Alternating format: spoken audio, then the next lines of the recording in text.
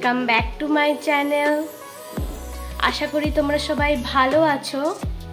আমিও খুব ভালো আছি। আজকে একটু দেরিতে ব্লগটা স্টার্ট করলাম। এখন ঘড়িতে বাজে 11:30।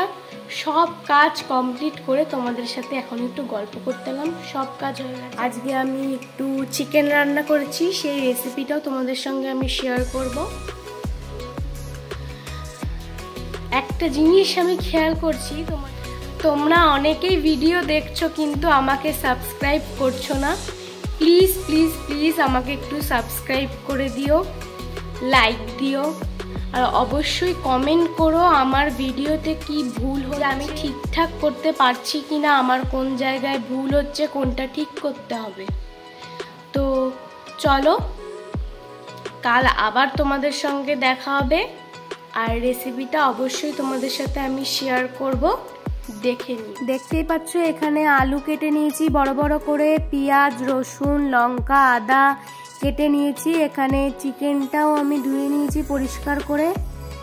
মিক্সিতে এবার মশলাটা পেস্ট করব, যে মশলাগুলো কেটে রেখেছিলাম।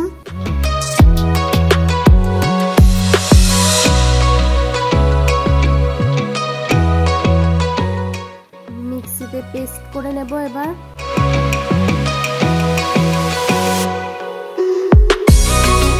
মশলাটা আমার রেডি। কড়াইতে ওদিকে তেলও দিয়ে দিয়েছি। দেখো তেলটাও গরম হয়ে গেছে। তেলে একটু হলুদ দিয়েছি যাতে তেলটা গায়ে না ছিটকায়। এটা আমি মায়ের থেকে শিখেছিলাম। মা সবসময় বলতো তেলে একটু হলুদ দিয়ে নিবি, তাহলে গায়ে তেল ছিটকাবে না। আলুটা দিয়ে দিলাম এক এক করে। এরপর আলুটা লাল লাল করে ভাজা হবে। আলুটা ভাজা হয়ে গেছে, এবার চিকেনটা দিয়ে দেবো। চিকেনটাও একটু ভাজা হবে।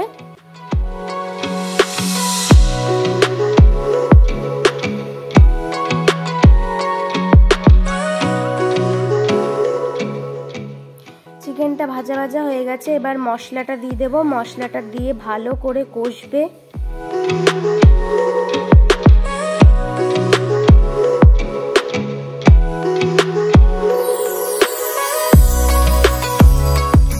চিকেনে আমি একটু জল দিইনি, যেই জলটা বেরিয়েছে সেই জলটাই। আজকে চিকেনে ওই জলটাতেই রান্না করেছি, এক্সট্রা কোনো জল দিইনি। দেখো আমার তো দেখে খুব ভালো লাগছে। আজকে খুব মজা করে খাবো। Tata, bye bye.